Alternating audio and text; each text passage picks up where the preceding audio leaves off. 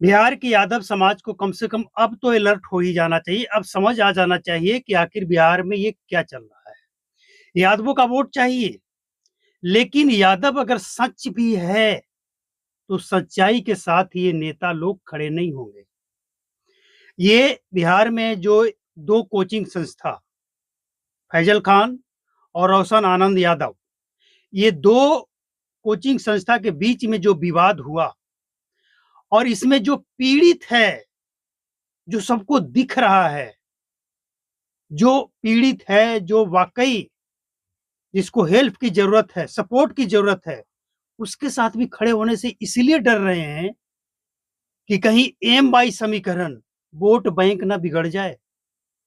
तो बिहार की यादव अब कम से कम सतर्क हो जाइए कि आपका वोट तो चाहिए, आपका सपोर्ट तो चाहिए, लेकिन वो आपके साथ खड़े नहीं होंगे। अगर झगड़ा मुसलमानों के साथ हो, हम हिंदू मुसलमान, यादव मुसलमान करना नहीं चाहते, लेकिन जो दिख रहा है, अरे एक शब्द मुंह से बोलना तो दूर की बात है, आजकल सोशल मीडिया का जमाना, एक ट्वीट ही कर देते तेजस्वी यादव कि जो गलत है उसको सजा मिले और जो निर्दोष है, जो फंसाया गया है, उसको इंसाफ मिले। जो दिख रहा है पीड़ित, उसके बारे में एक शब्द नहीं बोल रहे हैं, क्योंकि दूसरी तरफ फैजल खान है और एम बाई समीकरण बिगड़ जाएगा।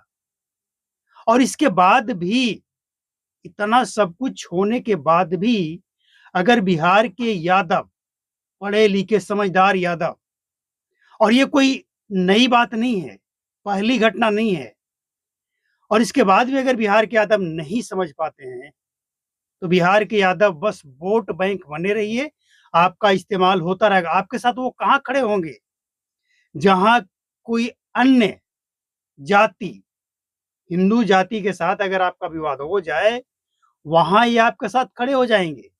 खासकर अगर स्वर्ण, वहां ये चाहेंगे कि आपके बीच में मतभेद रहे, आपके बीच में फूट रहे, क्योंकि स्वर्ण जो है वो ज्यादातर बीजेपी के साथ है, ज्यादातर, और आप उनसे अगर मिले रहेंगे तो उनका वोट बैंक वहां भी बिगड़ जाएगा।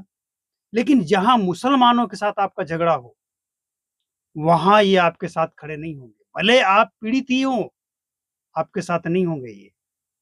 आप समझिए कि ये कोई पहली घटना नहीं है।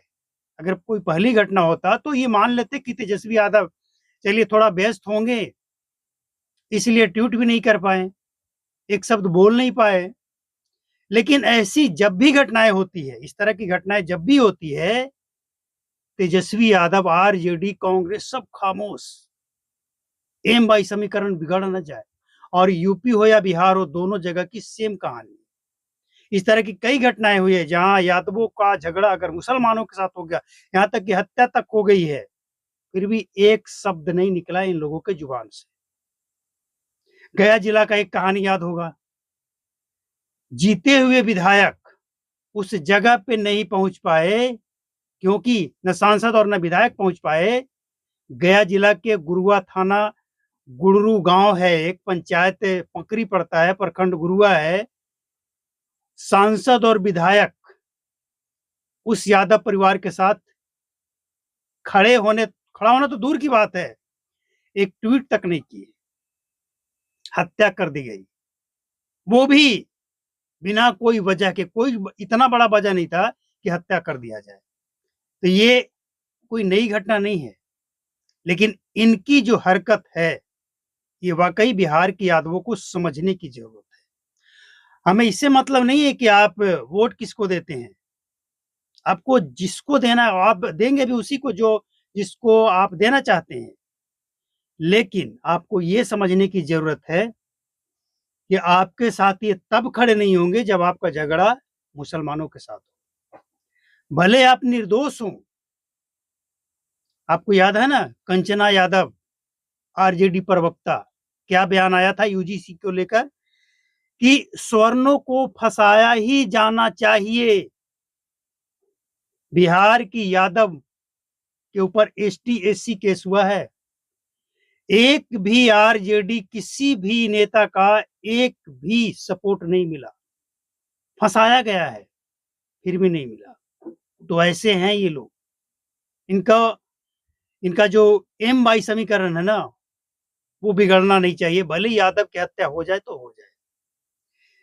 जो दिख रहा है पूरा बिहार यादव समाज एक दिख रहा है, लेकिन नेताओं की तरफ से एक शब्द नहीं निकला है। इसके बाद भी यादव को अगर समझाना पड़ेगा, तो लानत है भैया ऐसे समाज के ऊपर।